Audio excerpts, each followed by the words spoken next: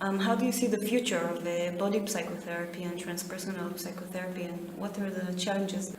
And I think the future of any kind of work with holotropic states would depend on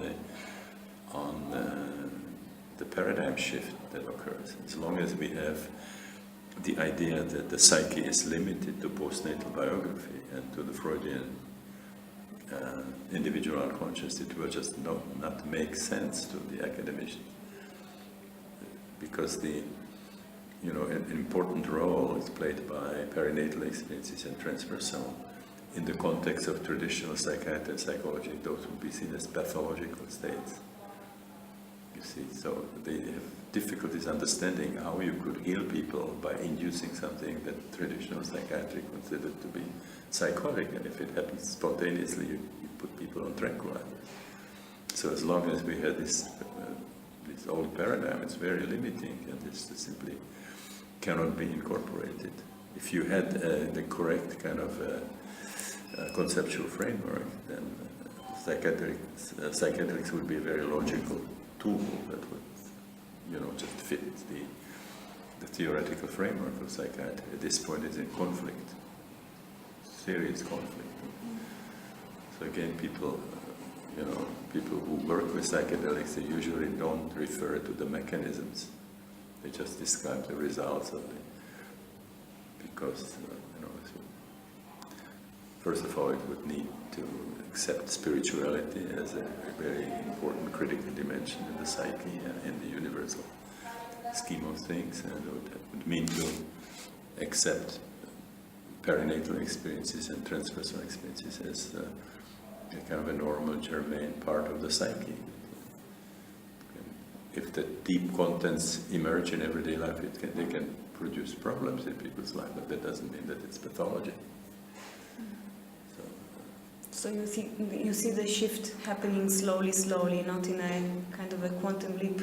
Well, from my perspective, it's happening in such a way that professionals who discover this new paradigm, they usually practice it paraprofessionally. I had instances where I would give a talk, in an academic setting, and there's a kind of a measured discussion, wow, this is interesting, and then after this lecture, then people would come to me and say, I've been thinking along these lines, and I've been going to workshops at SL and other places, but I can't mention that to my colleagues. And I had one instance where 3 people from the same staff came to me independently, and when they were together, they were playing this game, sort of being politically correct. Playing the game that they didn't believe anymore, but professionally it was necessary. And there were 3 in the same team, and they never sort of realized that what they were and what they were doing. They were hiding it from their colleagues because they thought it would damage their reputation. And my previous marriage was to John Halifax, who was an anthropologist. So I went to a lot of anthropological conferences and in connection with anthropologists. And in several instances, the anthropologists who did some field work and work with shamans, they had not only papers but sometimes manuscripts. And they say, I can't present it to the academic community because it would, if I describe what I experienced or what happened there, it would destroy my professional image.